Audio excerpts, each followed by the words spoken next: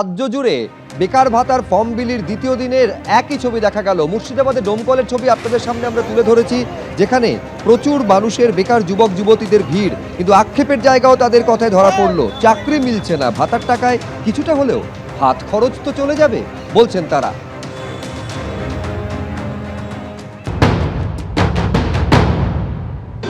দিচ্ছে সরকার, নিচ্ছি।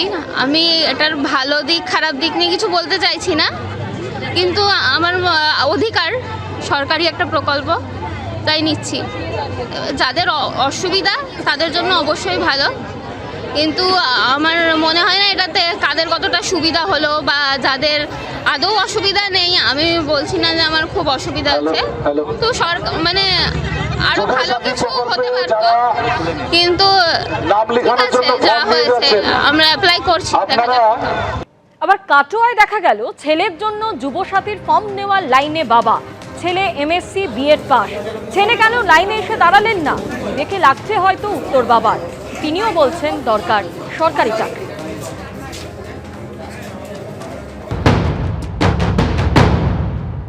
আসেনি কেন সেটা তো বলা মুশকিল। এখন হয়তো তার বিবেকে লাগছে, হচ্ছে যে লাইনে দাঁড়িয়ে এমএসসি বিএড করেছে, করে বাড়িতে বসে আছে আর টিউশনি করছে, চাকরি বাকরি পাচ্ছে না, যার ফলে যে যা পাওয়া যায় তাই। চাকরি অবশ্যই দরকার, কারণ আমি সার্ভিস করতাম, আমি রিটায়ার্ড এখন, হ্যাঁ, সেই হিসাবে চাকরি অবশ্যই একটা দরকার। এখন আমি আসলাম, সে এলো না, বললো তুমি নিয়ে এসো, এখন সে এড়িয়ে যাচ্ছে কেন? বর্তমান যুগে কোনো বাবা কি ছেলে বেকার ভাতা নেওয়ার জন্য খুশি হয়? এটা কি সম্ভব?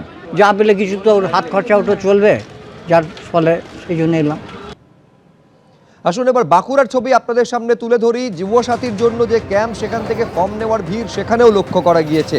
এবং এই যে চাকরির জন্য যুবসাথীর যে বেকার ভাতা, সেটা কোনো দীর্ঘস্থায়ী সমাধান নয়, তার জন্য চাই চাকরি, বলছেন যারা বেকার ভাতার জন্য ফর্মের লাইনে দাঁড়িয়েছেন।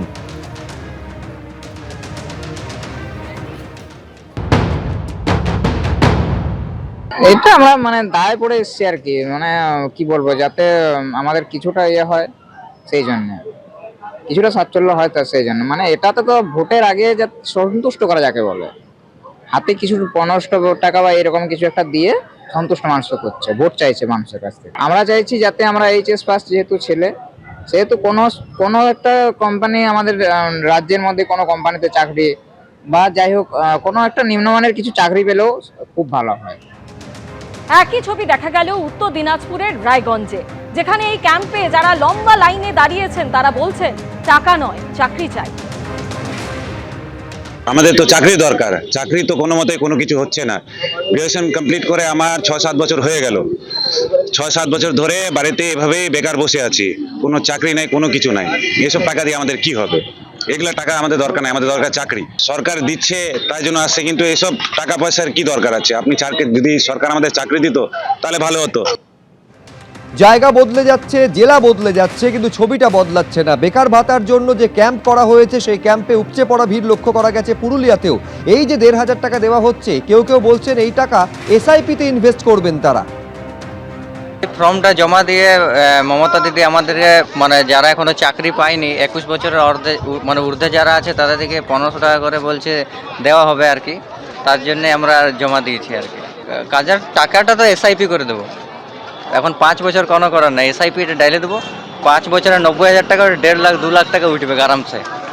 ওই এসআইপির টাকা এখন জমুক, তারপরে আরও মমতা দিদি থাকলে আরও কত কিছু ঘরে ঘরে চাকরি হবে।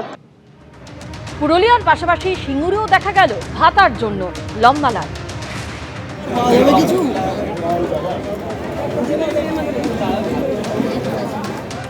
পড়াশোনার ক্ষেত্রে, পারিবারিক ক্ষেত্রে যদি টাকাটা পাই আমি খুবই উপকৃত হব। ইঞ্জিনিয়ারিং কলেজে পড়েছি এখন, মেকানিক্যাল।